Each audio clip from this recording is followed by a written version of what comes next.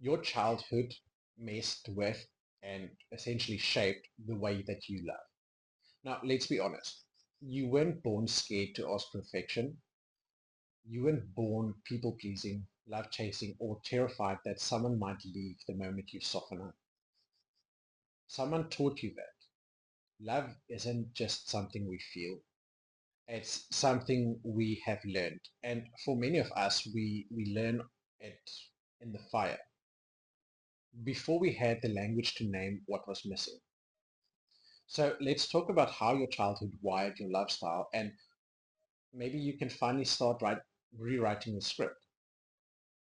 Now, even if you're doing the healing and chasing wholeness and building new blueprints, your nervous system still remembers the old rules, the ones you learned when you were just a kid trying to survive.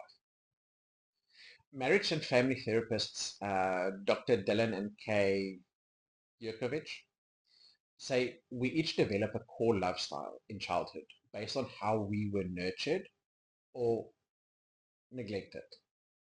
And until we recognize which one we're carrying, we'll keep bumping into the same heartbreaks, the same patterns, and the same us-shaped ache. So let's break down the 5 love styles and how to work with yours, not against it. Number 1, the pleaser. The pleaser. You grew up in a house where tension walked in before your parents did. So, sorry.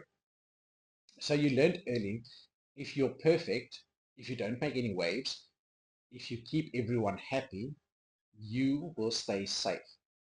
You became hyper attuned to moods, you apologized for existing, and you learned to meet everyone's needs but your own. Conflict terrifies you. Saying no feels violent to you. And when someone's upset with you, you spiral hard.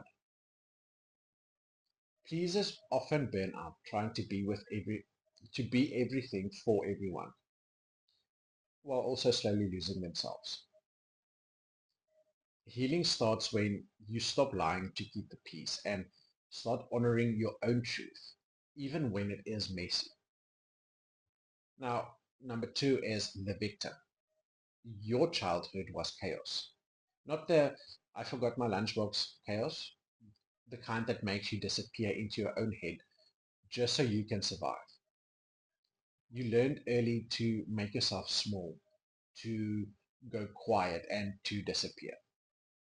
You coped by staying under the radar because attention meant danger.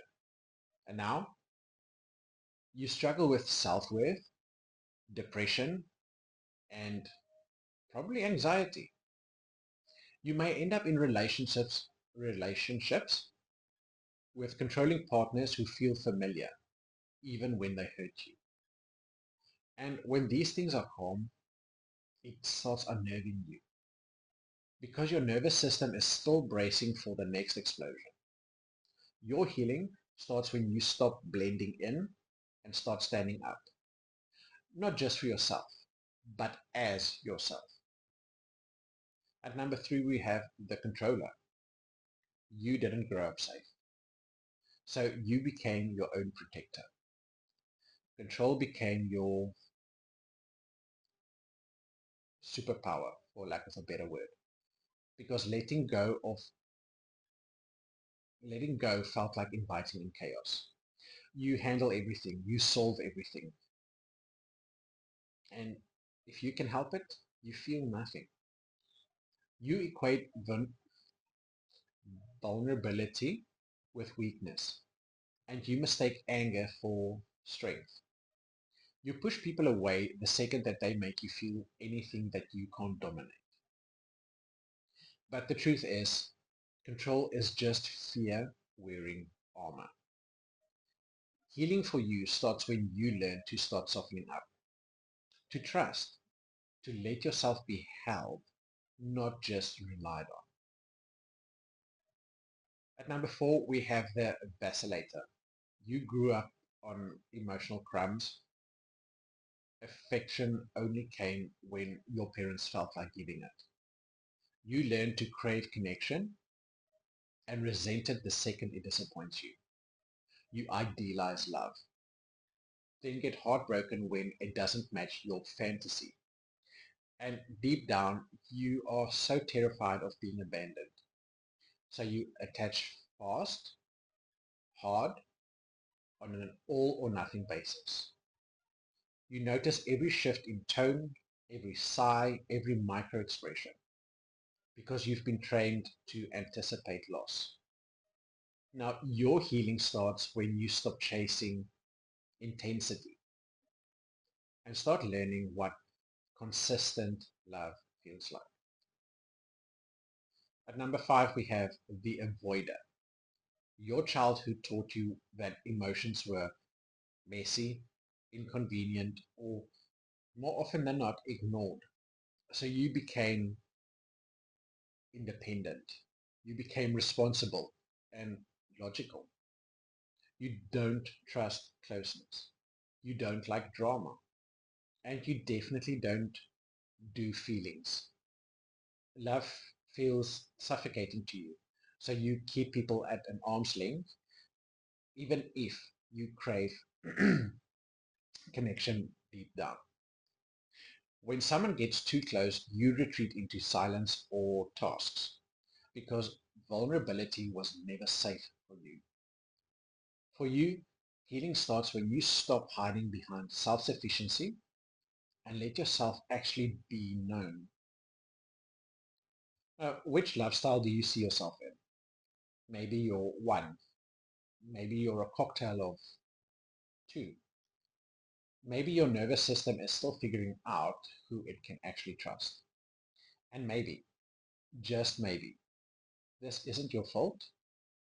So let it go. But your healing is your responsibility. Now, if this cracked something open, please go and give this a like. It really helps me know what type of videos to make. And if you want more grounded content about mental health, trauma healing, and building a better relationship with yourself and others, hit subscribe. And drop a comment and share with me. What lifestyle are you working to unlearn or embrace? And remember, you are not your trauma response. You are not broken because you love a little sideways.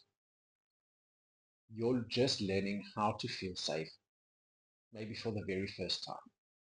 And that is sacred work. Take care of yourself and be kind to yourself.